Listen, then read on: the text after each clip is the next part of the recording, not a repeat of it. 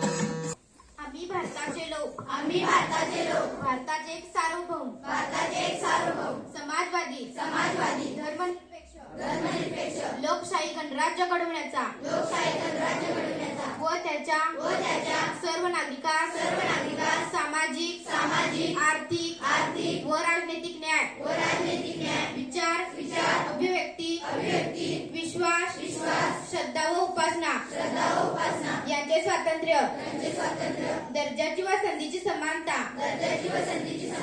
निश्चितपणे प्राप्त करून देण्याचा आणि त्या सर्वांमध्ये व्यक्तीची प्रतिष्ठा व राष्ट्राची एकता आणि एकात्मता त्यांचे आश्वासन देणारी बंधुता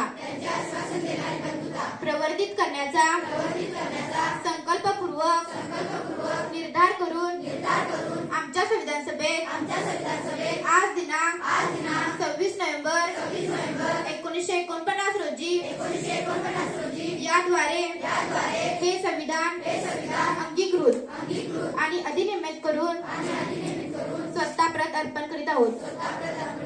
जय हिंद.